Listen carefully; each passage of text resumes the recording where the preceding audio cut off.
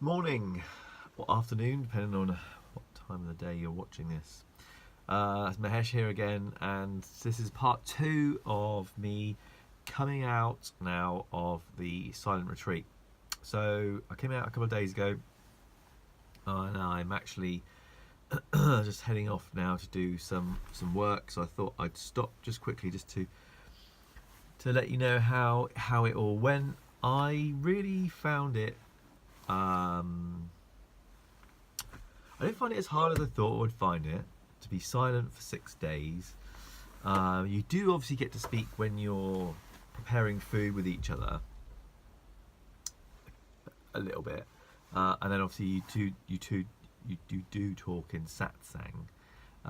When we're having satsang together, we had 9 all in all over a 6-day period, so it's quite intense. You really you get to unpack and explore quite a lot about you and the others around you. You get a sense that the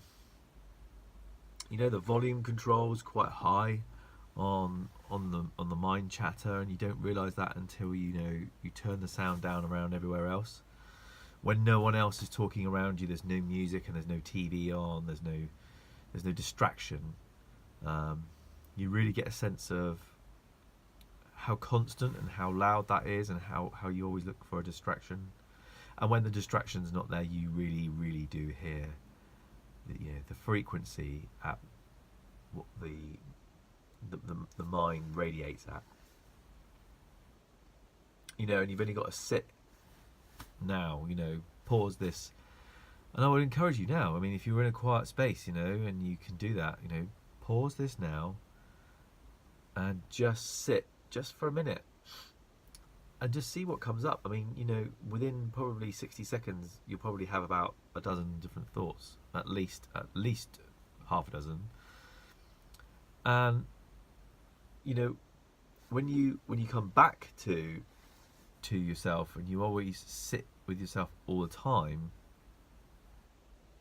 you have to do something, but you have to do something about that, because you can't just sit there and just constantly just listen to that barrage of bullshit that just runs through your head all the time. Because most of the thoughts that you have are bullshit, and most of them you have are fantasies, they're stories, they're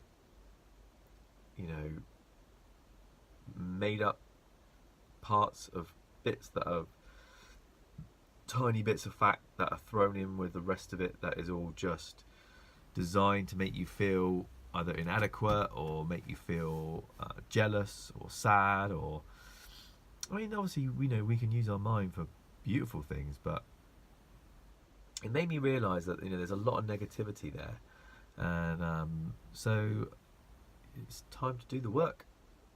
It's time to face the fear. So this is what I'm going to do. I'm facing the fear. So I'm going to start posting each week, letting you know what it's like to just face your own fears, what it's like to face your own demons, show up to the self. And that's what I'm doing. So I encourage you to look at yourself and be there with yourself. Peace out, and love to all.